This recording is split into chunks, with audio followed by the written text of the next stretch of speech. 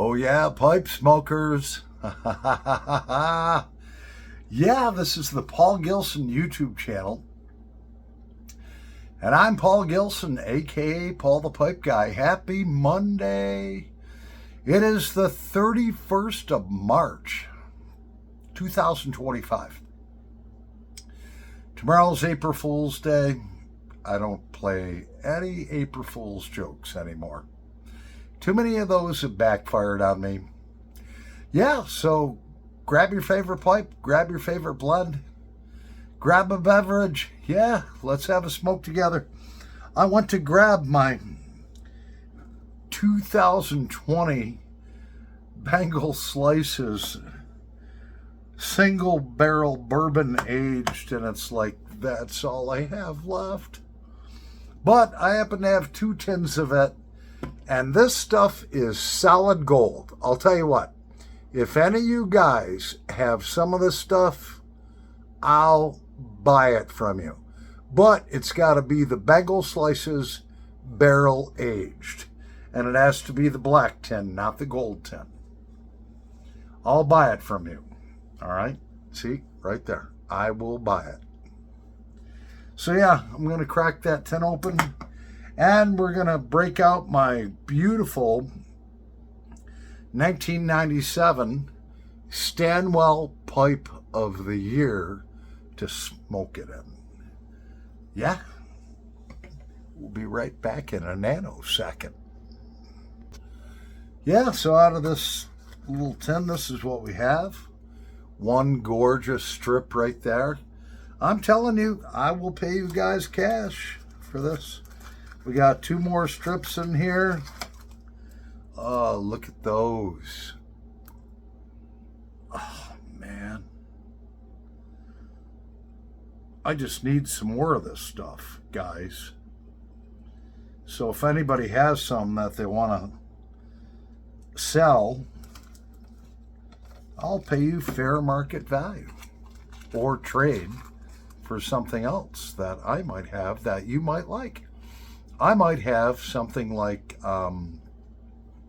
what's a rare one?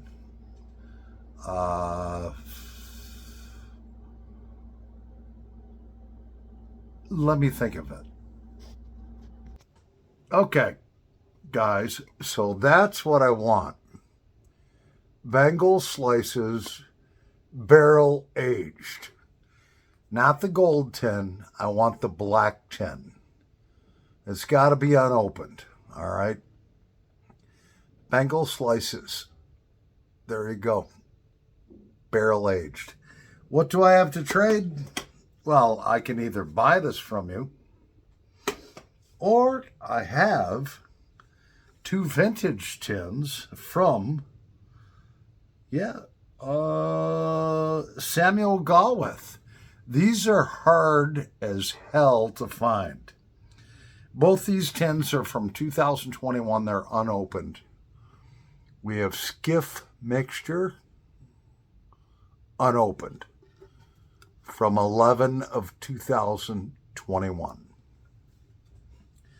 And we have the even harder to find Squadron Leader, all right, by Samuel Gawith. Can't find it.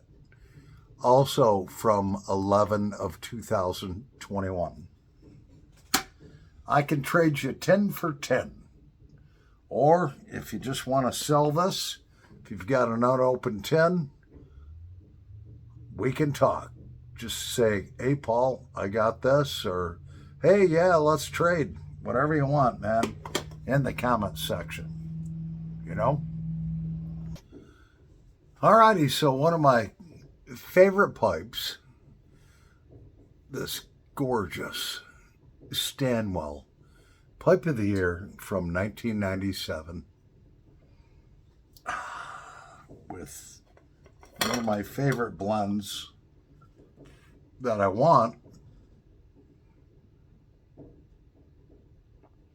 That's it right there. Can't be just regular Bengal Slices. It's got to be Bengal Slices single barrel. It's got to be just like that. Let's start something on fire.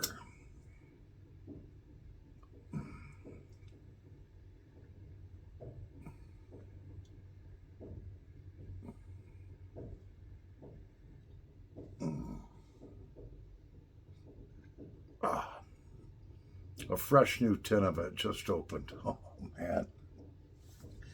It doesn't get any better than that.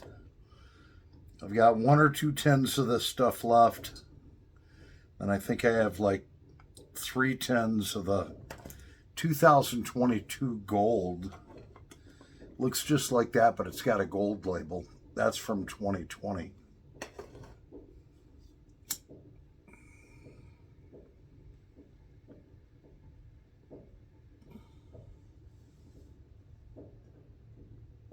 Man, that's so good.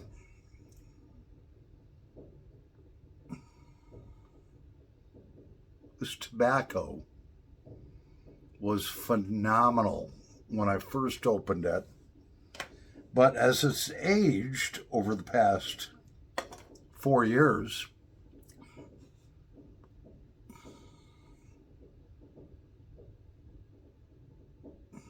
it's become nothing but better. So, yeah, a little surprise for me. I got to talk to, actually, I was at work today.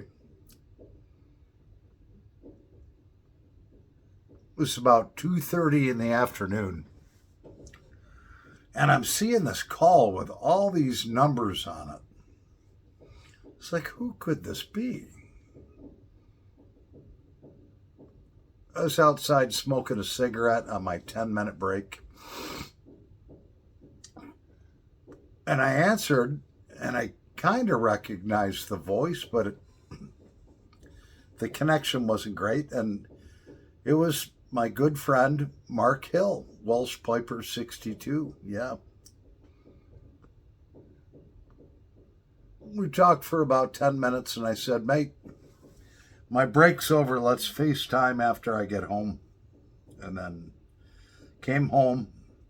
Hadn't talked to my mom in about 3 weeks. So I was like, I got to call my mom.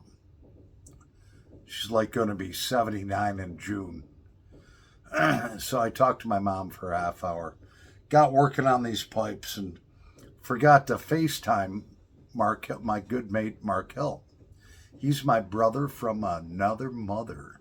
And all of a sudden I saw, oh, yeah, oh, he's calling through, you know. And so I answered it, and we FaceTimed together a bit, and it was great for, I don't know, probably 20 minutes we did.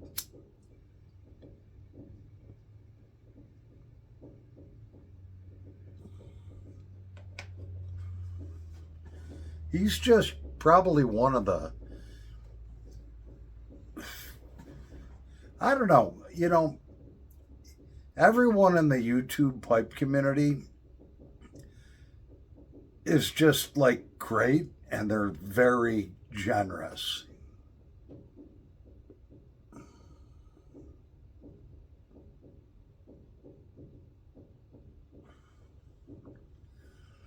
And I've gifted him some stuff, and he's gifted me some stuff. We kind of battle over who can send each other the most stuff. It's good to talk to Mark Hill.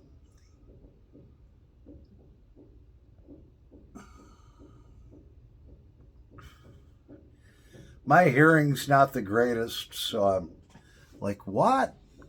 What? And he's like, let me put the microphone on. Let me turn it all the way up. I don't know, this shit isn't doing anything. I was like, you still sound the same, man. You know?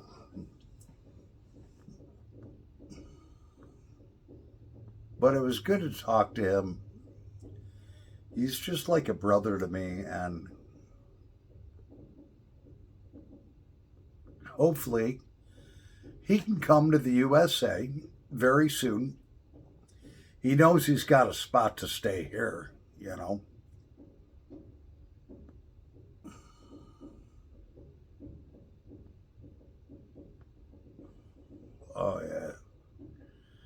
If he came here, I'd be like, the bar is open. Drink whatever you want to drink. I don't care. Take whatever blends that you want that I have jarred. Don't open up. Mark, if you come here, you can smoke whatever you want. Just don't go into my cellar and open up any new tins. Everything that I have in the cellar would be yours. There's like over 250 blends.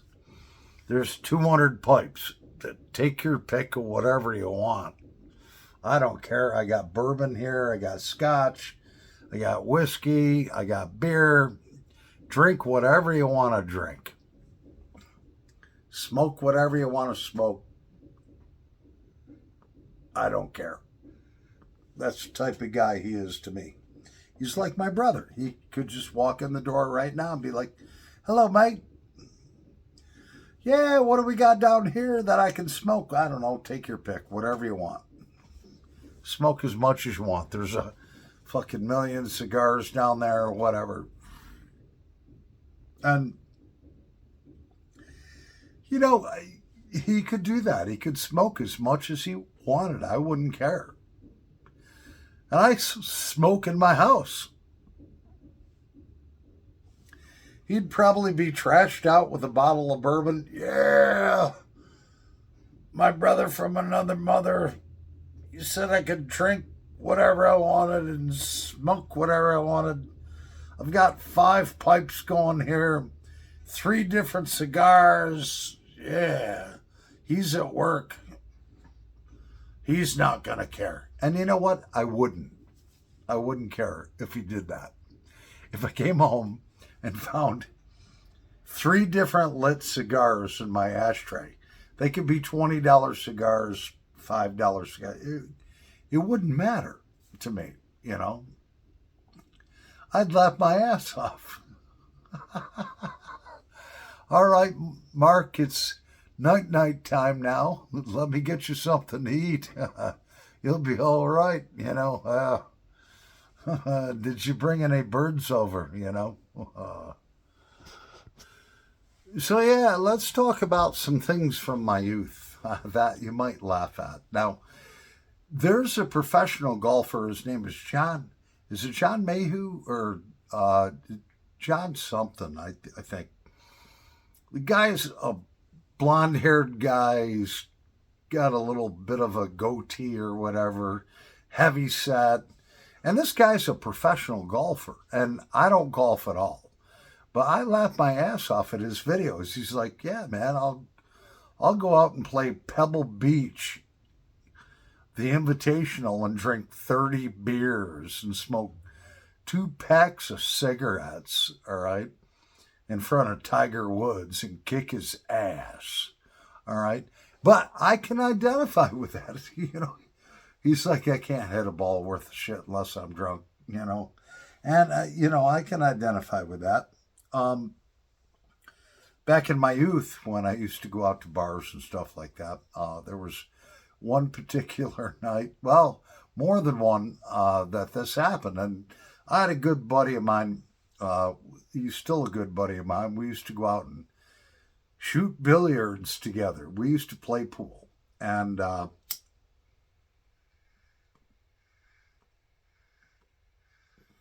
remember one night, I had a dealership car because I worked at a dealership. Wasn't my car. It was a Dodge Stealth V6. No, it wasn't the twin turbo, but this thing would haul ass. It was a 5-speed. So they came over to my house that night. I think it was a Friday night. Yeah, it must have been a Friday night. Yeah. We both take showers. Well, not together, but, you know, we got our dress clothes on. We're going to go out and party. Shoot some pool at this bar. They had a rock and roll side. And then the other half of the bar was a disco side. So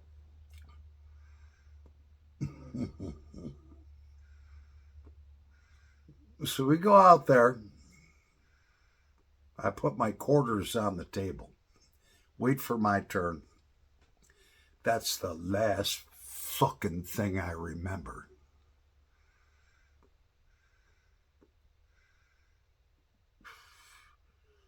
Somehow we get back to my house. He goes home. We show up for work the next day, and he's like, hey, man, where'd you learn to drive like that? I was like, drive like what?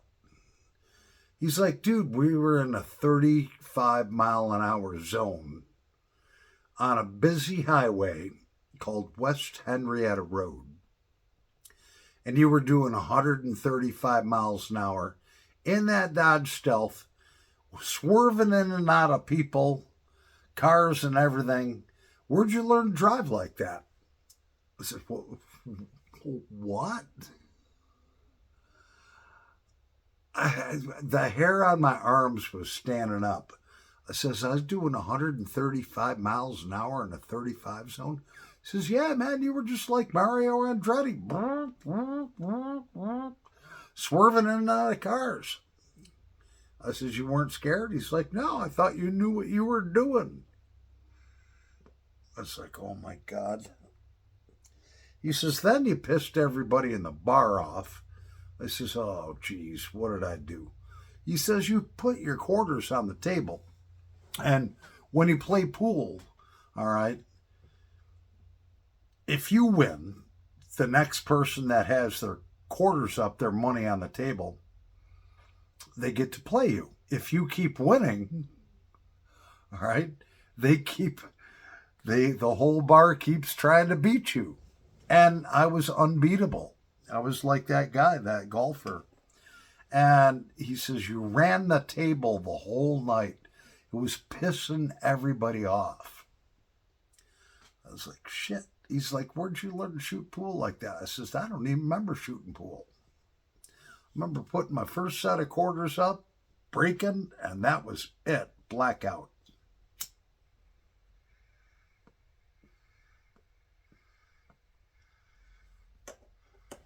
Well, we're all in our 20s. And I don't ever want to relive those days, because if it wasn't for the good Lord above, I would be dead for sure. I'm probably taking a few people with me.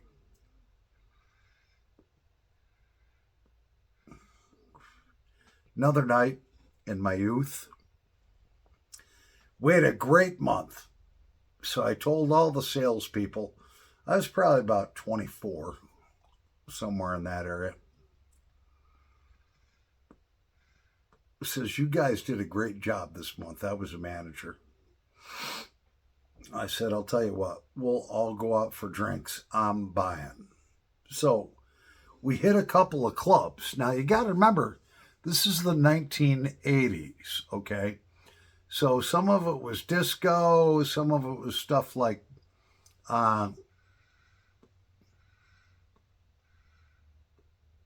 the Gap Band. You know, you remember the Gap Band? Party Train? You remember Rick, what the fuck's his name? Rick James.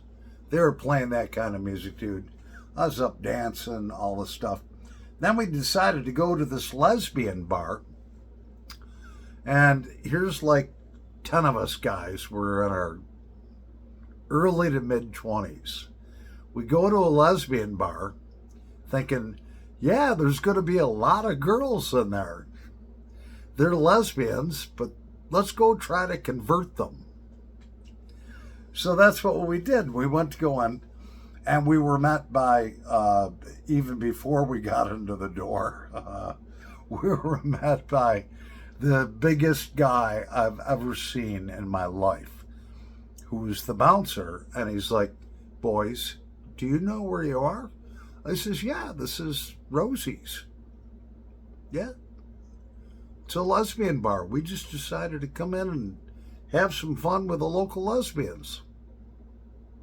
Is that okay? All right. Don't cause any trouble.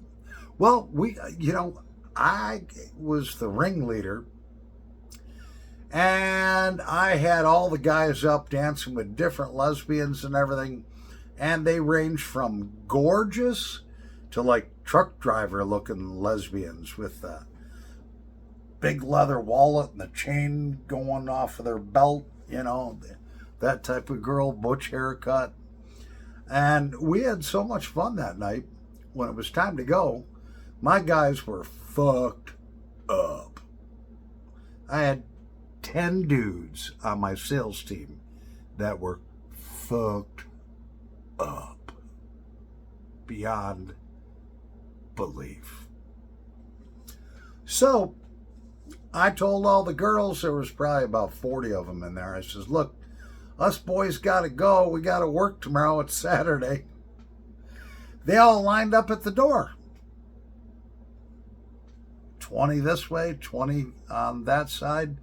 They all gave us hugs and a kiss on the cheek, and it was just a great night. They were wonderful people, and so we left, and I show up at 8:30 in the morning for the meeting, and the owner's like, of the car dealership,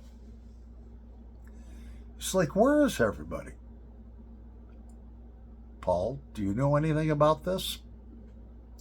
I was like, well, I don't know, man. I took them all out because we had a great month last month and blah, blah, blah, blah, blah, blah, blah. And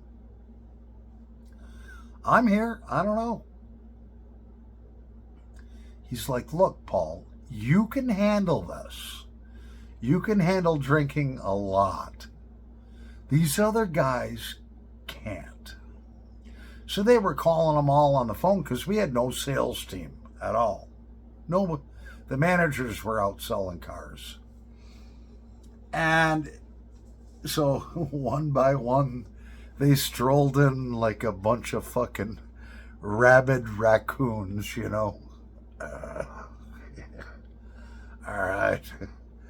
All right. And the owner's like serving coffee. All right, sober up and then put a mint in your mouth. Here's some mint. He was passing out mints.